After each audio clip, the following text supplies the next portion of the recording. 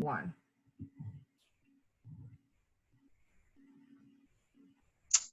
All right. We are on to week number 2. This is your boy TJ. And with me and myself today, we got Jenny from the block. We also got Just Raji. And also joining us, last but not least, we got Jazzy Shizzle. How can we start off today, ladies? And from the block, because I don't want no cease and desist letters. No cease and desist letters.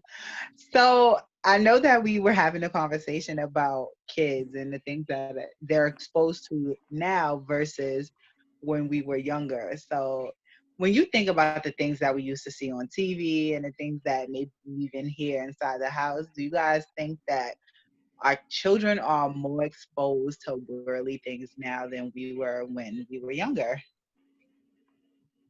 I definitely agree that we are that children today are more exposed than we were when we were younger. So there's actually a lot of sexuality in cartoons that are more presentable now than it was then. I read an article on CNN that was published in 2017, and this is like 3 years ago, about about Arthur, um, how Arthur had a gay marriage, like a whole ceremony on the episode. And a lot of parents were really upset because they felt that they understood that their children should learn to love everybody, but they also felt like their children was exploited to specific sexualities that weren't taught in the home yet. I definitely could understand how you feel about things like that. Let's think about even SpongeBob when him and Patrick had a baby when he was taking care of the Pearl. So it's like sometimes these things are being forced on our children subliminally, but I don't think it's much different than a lot of the things that we have seen growing up. It's just not as hidden now. It's very in your face, like rah now. What do you think about that, Jennifer? Well, I feel like we were exposed. I mean, our exposure, excuse me, was limited compared to what it is now because of access to the internet, as dial-up versus now we have modems, routers. We have kids now as early as 2 years old have iPads. The television, there's more channels. Some of us just grew up on basic cable. We were very limited to what we had access to. Most of our access were just regular news and newspapers, and even regular news back then, 30 years ago compared to now. There's more, it's more detailed. They limited to what we were exposed to on the news back then. Now it's everything, especially in the cell phone era, where we can just simply record an event as it's occurring. Back then, they were just reporting off of hearsay, what witnesses they interviewed, whatever they went by that. So I would say yes, it's more out there. It's more accurate now, and it's not really, oh, this person said that or this person said that. It's literally what we visualize ourselves, and by the click of a button, it can go viral in seconds, minutes. We don't even have to wait till like 8-9 o'clock at night anymore. Right. So Thomas, what do you think? I mean, one thing I kind of noticed with everything is I think now we focus more on just trying to keep everybody included with things. Like, I don't know if y'all guys remember, but back, like, for instance, like Rugrats, that was my show growing up. And before SpongeBob, that show seemed like it was never going to go off the air. And that show, was always just, those 4 little kids, but they had to start including more people so everyone felt involved. Like, remember, Susie was like just the one black kid, and I remember they had like a Kwanzaa episode. And back then, nobody knew what Kwanzaa was. Nobody even knew how to spell Kwanzaa. Now people don't know how to spell Kwanzaa today. But you know, that was something that they had. They had a Kwanzaa episode. Then they had Kimmy. Well, not Kimmy. They had Tommy had a brother, Dill, and then that got more involved. Just like, you know, with like, oh, this is what happens when you have like, you know, someone younger added in the family and jealousy. Then you had Kim come in, and Kim was like, you know, she was Asian. So it's like they had to just start pertaining to more different audiences, I guess. And while we may have not noticed it when we were younger, because we were just like watching the show, it's because slowly but surely that show was being aired to other people. So just in general, as TV shows are getting bigger and they're, you know, just like going more global, they had to include more people so people could find a character they could relate to. Which back then, with us growing up, before like, you know, internet started getting popular, it was like, this is the show, watch it, deal with it. Right. But in the same respect, I feel like this. I think that kids should be knowledgeable of certain things that are going on, but it should be when the parent is ready. I don't think it should be, I'm turning on my TV and my child is forced to see two people of the same sex kissing. Like, I don't care if you're gay, personally. I don't. I have many gay friends and I love the kids, but that shouldn't be forced down my kids' throat. Or even think about things like when we think about how they kind of sexualize people, like with animals in certain cartoons, and I'm just like, what? Like, what are we really teaching our kids? And I don't have kids, but I fear for my nieces and nephews all the time as they watch certain things or as they play certain games. And you realize they're using animals, so that way, like, that's their loophole. So it's like, oh, it's not two people doing it, it's animals. Like, you know, like you could have like, you know, you could have a male shark that's like, you could have two male sharks, like, oh, it's not people, it's just sharks, you know, like they're using animals to replace people, so it's not going to make such a big stir of things sometimes. I just feel like our kids are already exposed to enough with social media, like, because everything is so overt. Like, everything is out there. There's YouTube, there's Snapchat, there's what else are these kids going on? Hangout and all of these other different platforms where things kind of pop up. Like, it was an instance where my goddaughter, she was actually saying how she was on Instagram and like a vagina just popped up. Like, so Wow, that is so it goes to say, like, even sometimes the things that we post ourselves, you never really know who's the audience or who's watching, especially if your page isn't private.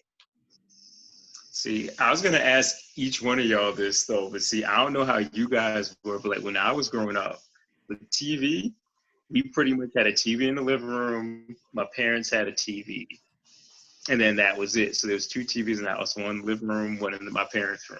So the way it worked is, if something was on air, we had to either just watch it together, or we had to just say, well, look, this is what I'm going to watch during this time. You don't like it, you can go in the room, do homework or whatever.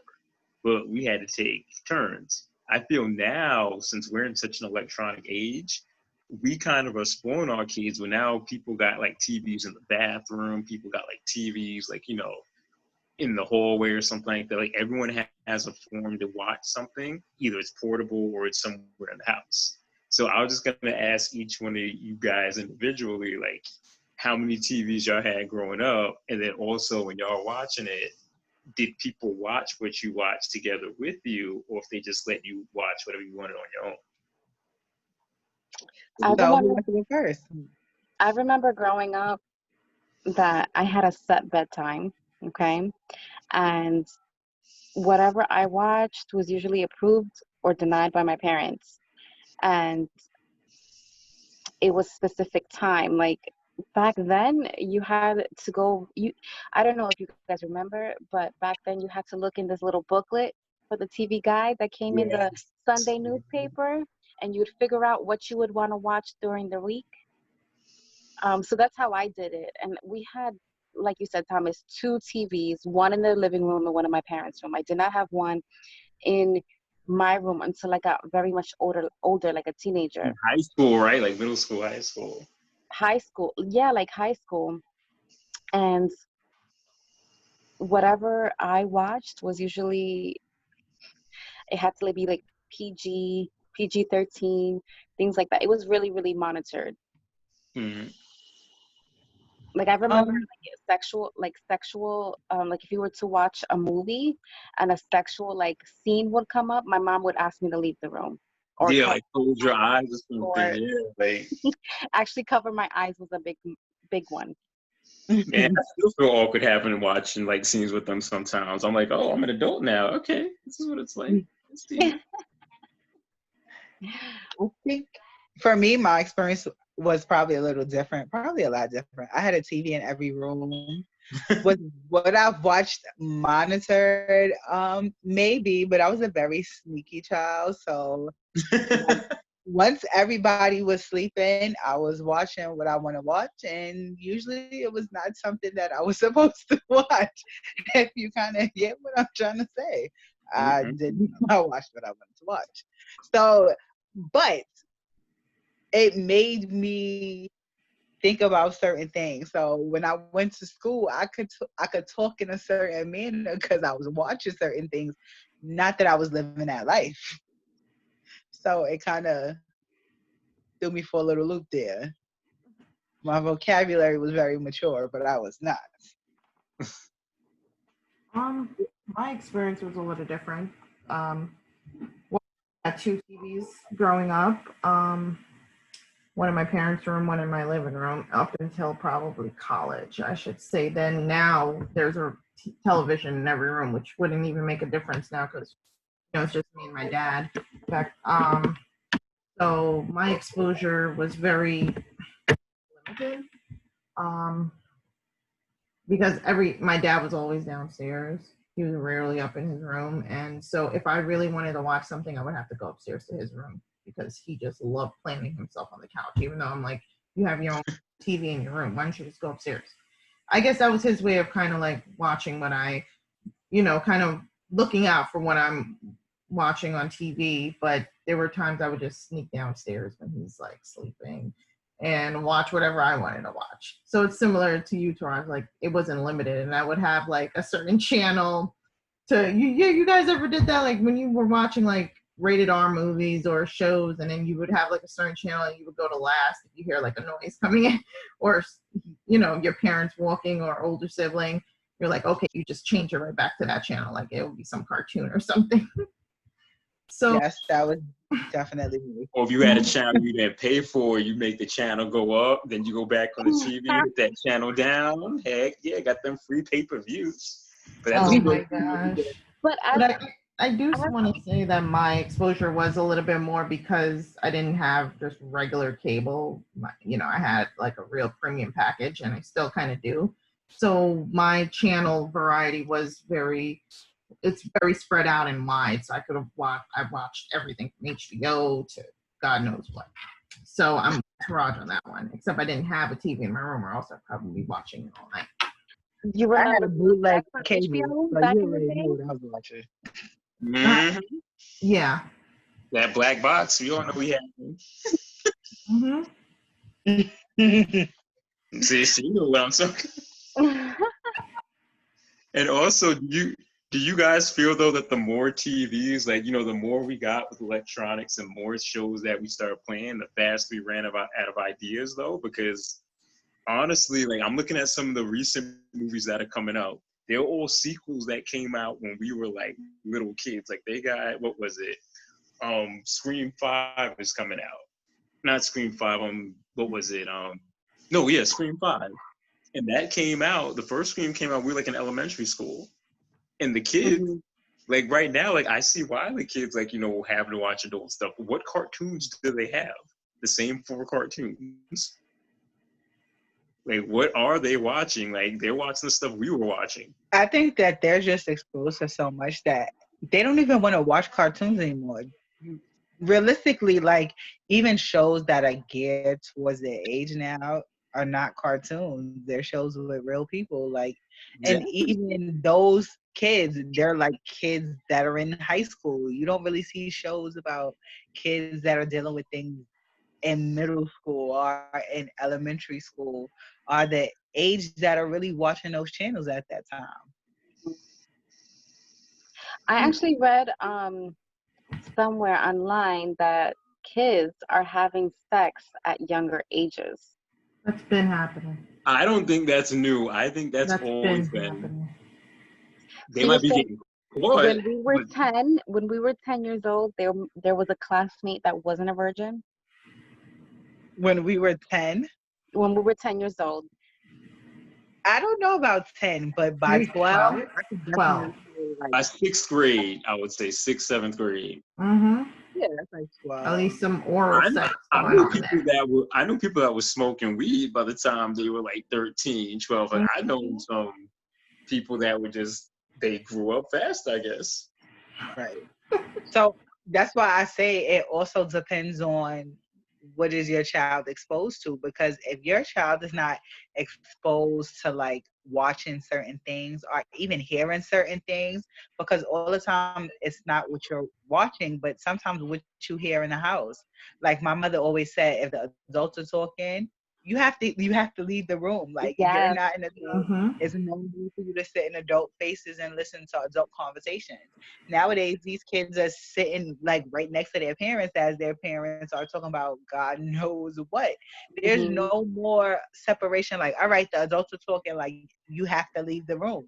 They'll talk about whatever they want with their kids right in the room. So not only are our kids being exposed to certain things through social media, but at home as well. And at home is like the biggest culprit.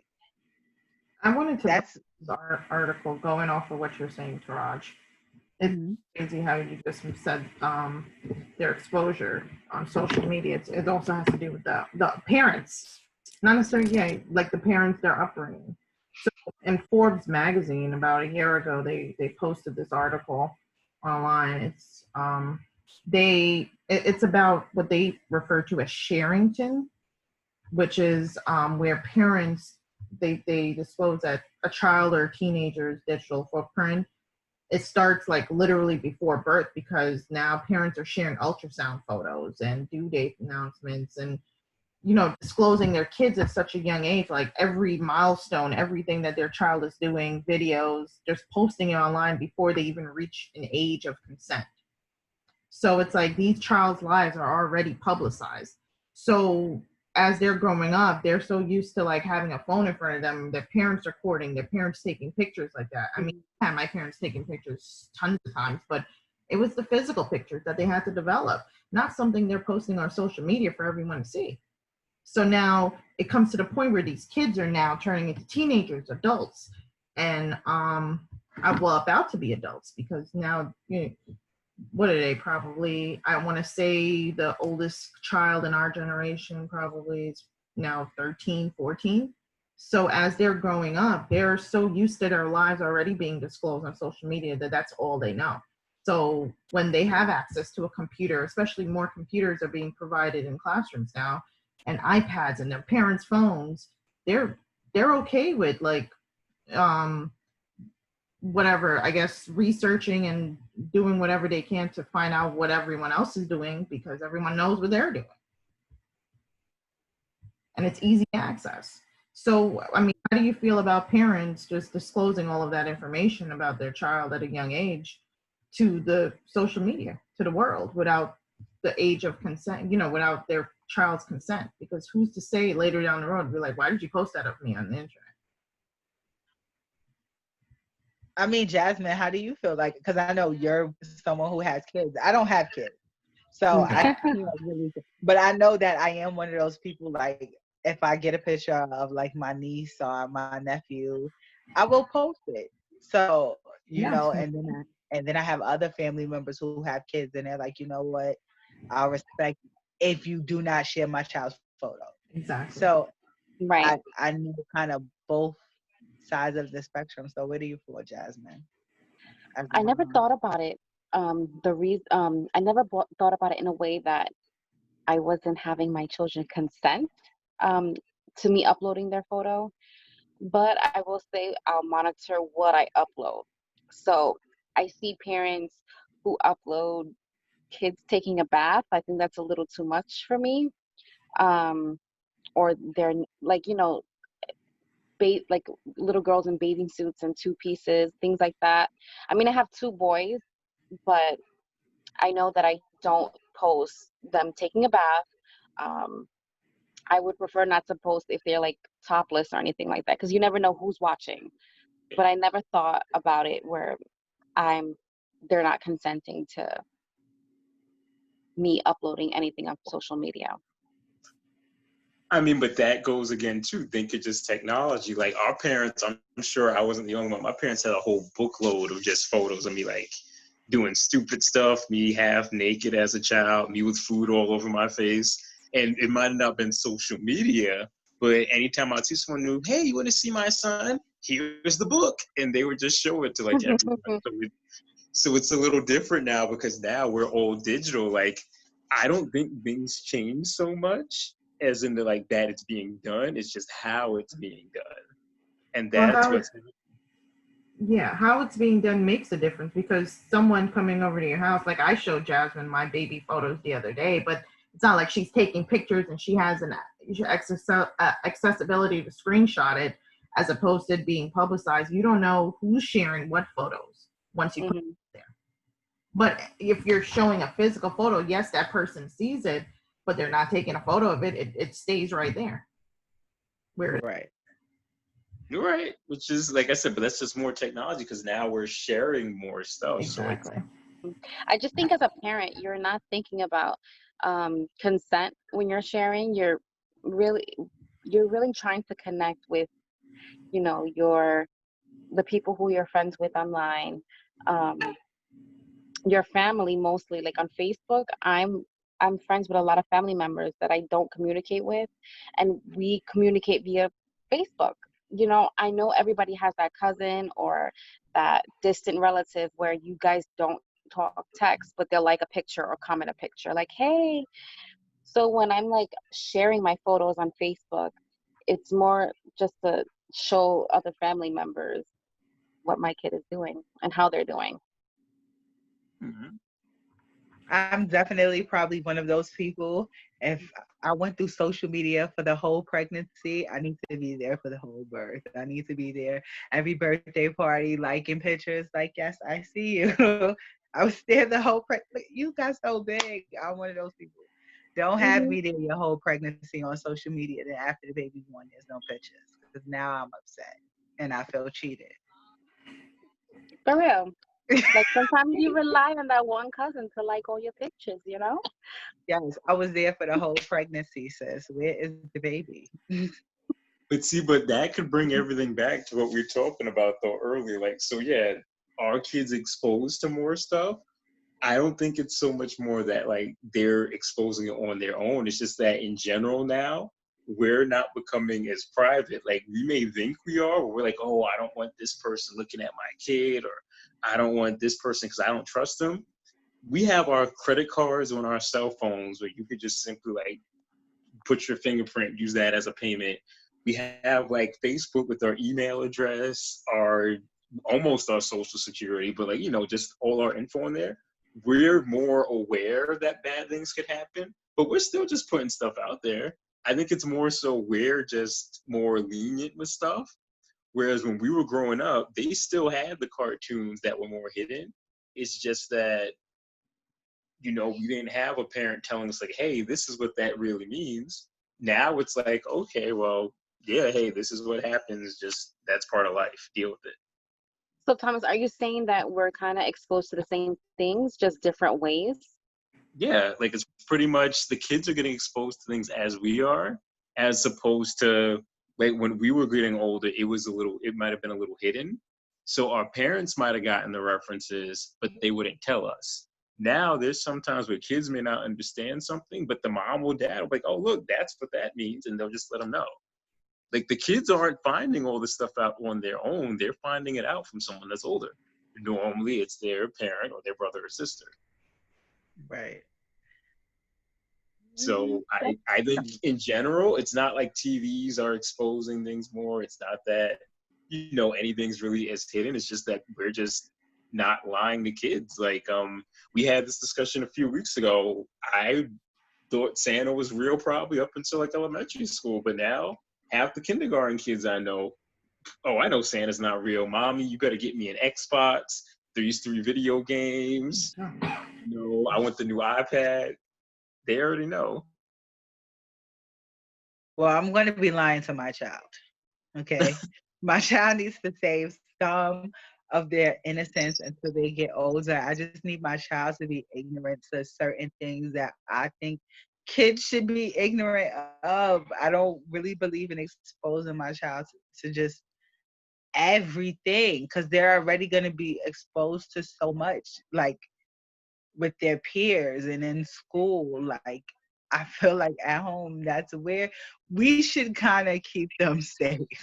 You know Right, what's so we should. crazy is that my kids know, well, the older one, the 7-year-old, knows the word racism. And I find that very crazy that he knows that word. He doesn't really understand what it is, but he knows that it's a negative word. Right. But Right. that too, that's part of just tone. So like, how like when your mom said something and you heard in her tone like she would be mad. He might know racism's bad, but doesn't understand it. But I guarantee you, if you don't do it, somebody like, someone older, oh, you know what racism is? It's when that orange man on TV does this. He's going to learn it from someone because someone's just going to tell him. We all, even like us growing up, we all like had ideas of things, but we didn't know what it was till someone older told us, and then we felt mad cool about it. Right. That's true.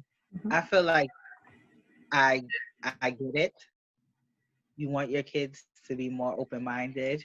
You want them to be more acceptive and receptive to certain things. Like in life, I do understand. I get both sides, but and still, where do we draw the line? Where does the line get drawn about what should be shared, how it should be shared? Because how you deliver the message is just as important as what is the message.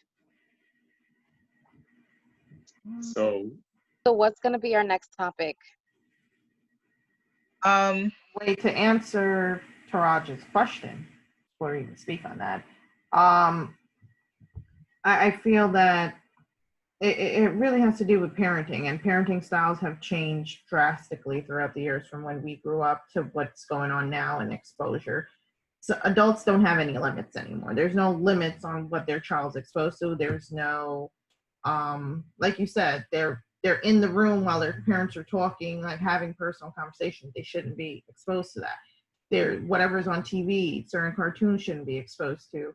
When their parents are having phone conversations, they should be in a whole completely different room. I wasn't in the same room as my dad when he was having the phone conversation. I mean, it's just little things like that, and parents are just more okay with their kids being around for certain things that they shouldn't be. So it really, it has to do with the parent, and it's crazy because that plays a big role, because some parents should have limitations on what their child has access to on their iPads. There's technology for that now on TV, video games, bedtimes, things like that. There's no structure anymore in most families, as there not to say that there was or wasn't with us, but at least there was some sort of routine in our life. Like, we came home, we did this, we did homework, we had a certain amount of time of TV because of our limited access. We had to go to bed even though if we slept or not. It was just a routine. Because we were pretty much being taught to be responsible for our actions. Like we had things where it was like individual actions, where now it's like, I'm not going to give you like an imagination, or I'm not going to give you a chore to do. It's, this is what you do, just have fun with it. Exactly. And there's no time limit for most things anymore. We have time limits. We have certain restrictions because of limited access to things. But I mean, with that being said, with what's going on, especially this past few days, this week, and how social media played a role in how quickly we got access to this information and these videos and these visuals, and it's a lot. It's taken a very heavy toll on me, as I'm sure it has on all of you guys. So I feel like that should be our next topic for next week, because things are still playing out. It's a lot to speak about right now. It's a lot to digest. So yeah, we'll go into that next week. I'm sure there'll be so many more different things that pop up in social media and the news. Things are still pending. The stories are still unfolding. It's by next week, hopefully, things change for the better. We'll have something positive to say. If not, we'll still speak our minds and go from there. Because there's just there's only so much. For negative, we always gonna keep it Emotional. real. I mean, that's what Yeah, we do. it's an emotional topic, and it affects us all in different ways. I do agree. I can't wait for us to really, sit down and discuss and digest what's going on, because there's so many different views as to what's going on. So I'm actually looking forward to hearing some of you guys' opinions as to how they are choosing to resolve some of these issues that they're having. And Like, do you think? also, one thing I want to see as well is I want to see how, with each action that's done, what's the reaction that's being done. Because anytime there's an action, something gets tossed aside, and then they choose what they want to focus on.